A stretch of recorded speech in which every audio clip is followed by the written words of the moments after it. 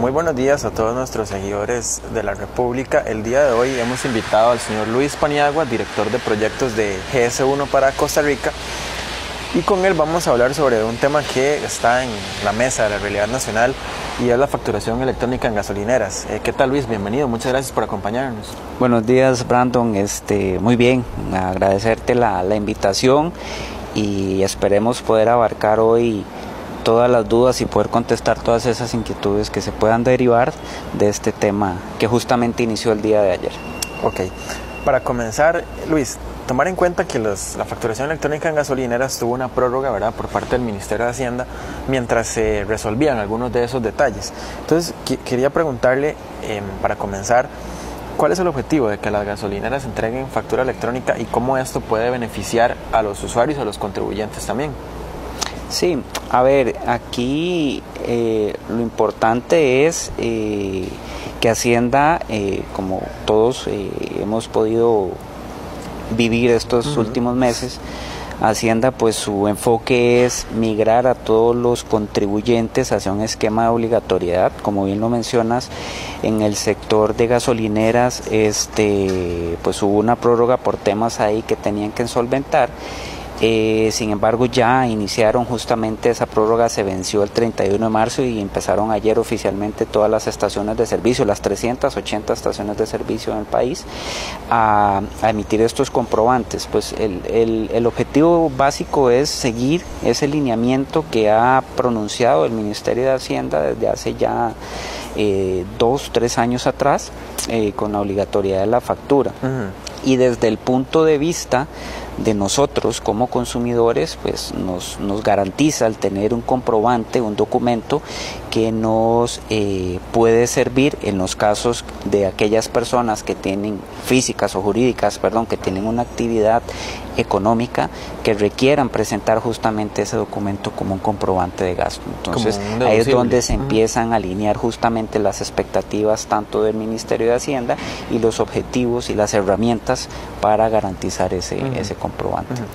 Antes de la entrevista conversábamos, don Luis, que antes los contribuyentes podrían elegir si recibe o no la factura. Hoy más bien es si se personaliza o no se personaliza, ¿verdad?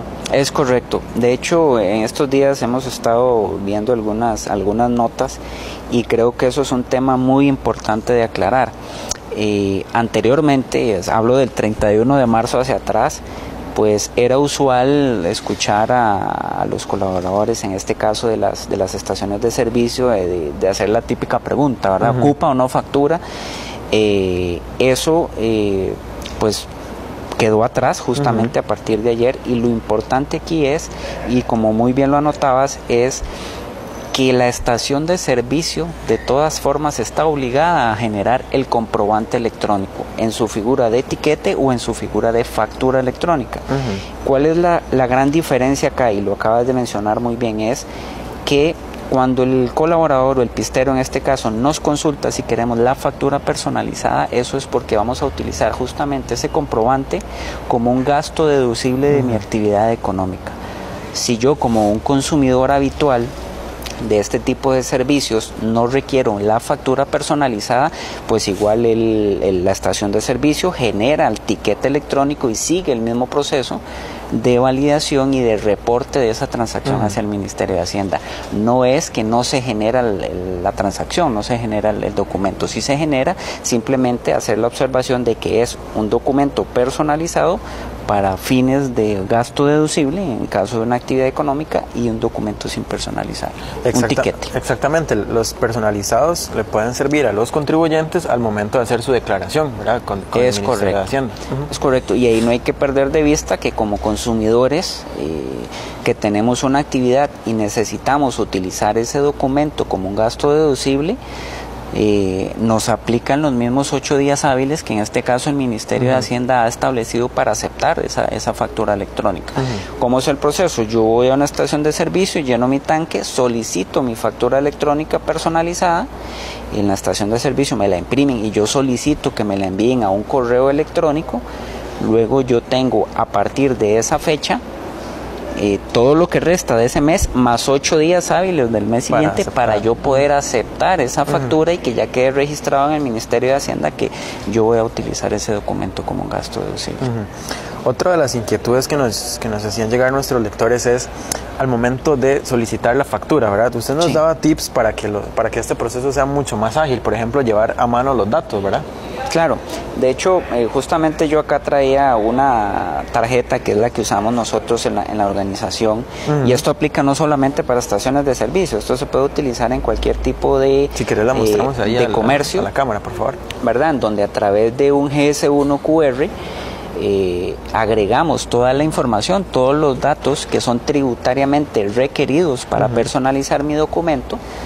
Y en la estación de servicio, que es el tema que estamos conversando hoy, en cualquier otro establecimiento, pues si el sistema está preparado, escanea ese código de barras y carga la información automáticamente.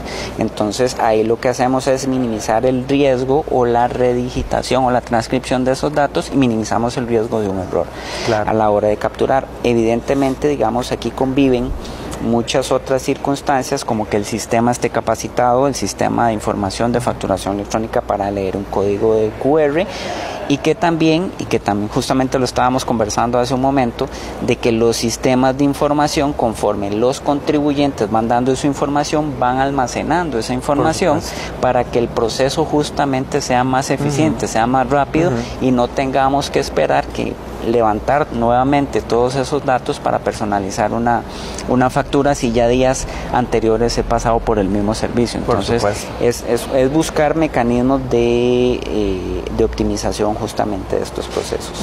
Luis, la tarjeta debe contener prioritariamente nombre, correo, número de cédula, ¿verdad? ¿Qué más debo incluir en la tarjeta? Sí, es esos 3 que acaba de mencionar, y está el tema de la ubicación también, que si bien es cierto, es opcional, también se pueden brindar los datos de la ubicación.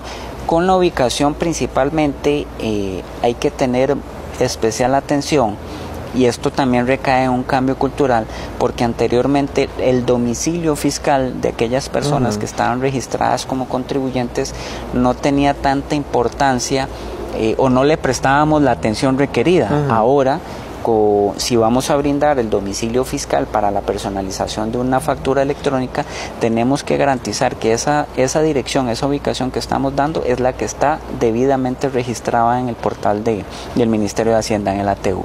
De lo contrario, pues el sistema de Hacienda emitirá alertas en la factura al emisor de esa factura, y le va a levantar una alerta en donde dice: ese domicilio fiscal que está registrando de ese contribuyente no corresponde al que está debidamente registrado en el Ministerio de Hacienda. Entonces es importante ponerle atención a esos pequeños detalles.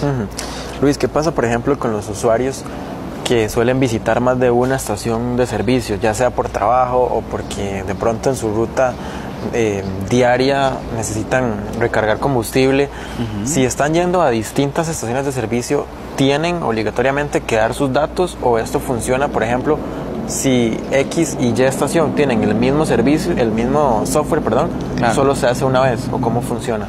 Sí, va a depender mucho cuál fue el proceso de implementación o la programación que las diferentes estaciones de servicio hicieron en su software de facturación.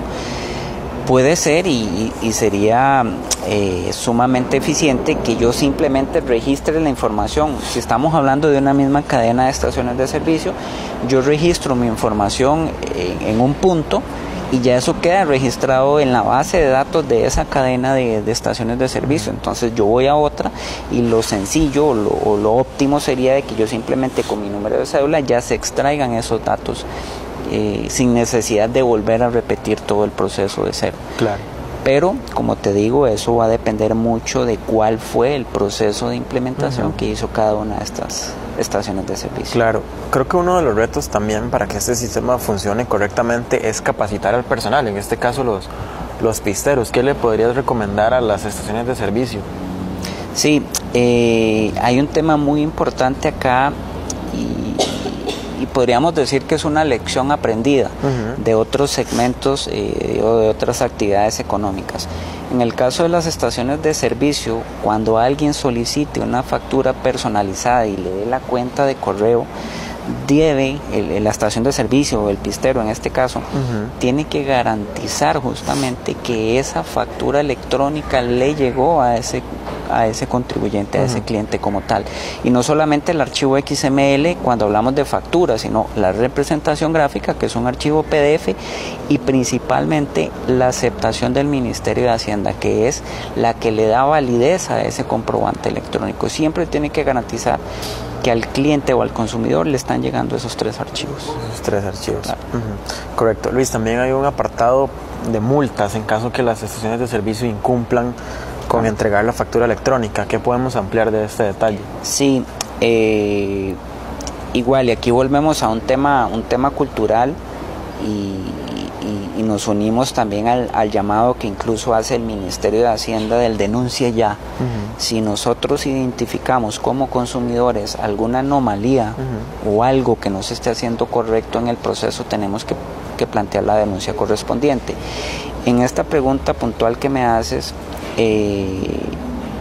y con el ejemplo que te estaba explicando, si por alguna razón yo solicité que la factura me fuera enviada a mi correo electrónico para yo darle la aceptación correspondiente y poderla utilizar, y eso no sucede, yo nunca recibo esa factura en mi correo, yo puedo hacer esa denuncia y el Ministerio de Hacienda entrará en las investigaciones correspondientes y ese punto de servicio se puede exponer en primera instancia a una multa de 2 salarios bases, correspondiente al artículo 85 del Código de Normas y Procedimientos Tributarios.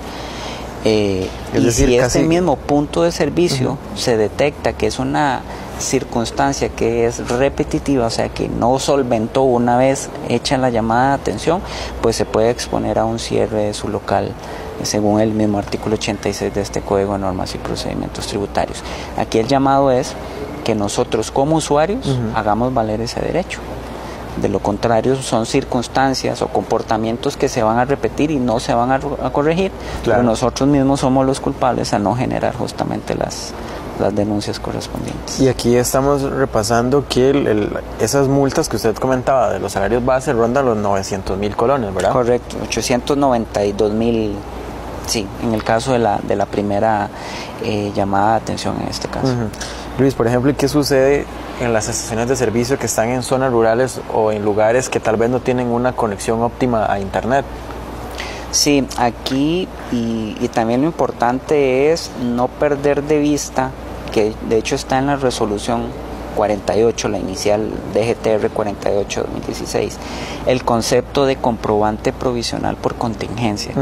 Las estaciones de servicio deberían de tener previsto ese comprobante provisional que tiene unas características que también están debidamente detalladas en la resolución, justamente para prever situaciones en las que por alguna razón el sistema de facturación electrónica no funcione y tengas que entregar un documento que valide la transacción o la venta de un bien o un servicio a un contribuyente.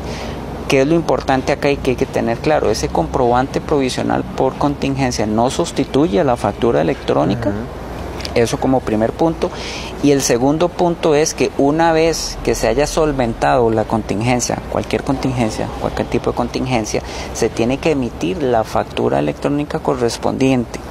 Ese es el segundo punto. Y el tercero es que tenemos que tener los datos del consumidor o del cliente para hacerle llegar efectivamente su comprobante electrónico. Entonces son 3 pasos en el caso de una contingencia: utilizar el comprobante provisional por contingencia, 1, sustituirlo una vez que hayamos solventado el problema que se tenga, y el tercero es garantizar el envío de ese comprobante al consumidor que sufrió, digamos, la afectación en ese momento. Perfecto. Luis, ya para ir cerrando, ¿algunas recomendaciones para los usuarios, además de paciencia, ¿verdad?, al momento de llegar a la estación de servicio? Sí, pues básicamente, y es retomando el punto anterior, es hacer valer el derecho. de reclamar el comprobante electrónico y poner las denuncias respectivas si es que no lo estamos recibiendo. No solamente para alinear en este caso a las estaciones de servicio, sino para no vernos afectados en nuestro caso si es que vamos a utilizar ese comprobante como un gasto deducible. Entonces, por ahí va la línea de la recomendación. Perfecto. Además de contar o tratar de contar con la tarjeta de datos. Exactamente, y tratar de contar con un documento como este en donde los datos sean portables y no haya una transcripción de información que podría recaer en un error a la hora de generar el documento en sitio. Perfecto. Muy bien, y con esto llegamos al final de esta entrevista con don Luis Paniagua, quien es director de proyectos de GS1 Costa Rica. Les agradecemos por haber estado con nosotros en esta transmisión. Muchas gracias, don Luis. Con mucho gusto. Y les invitamos a seguir informándose en La República. Muy buenos días.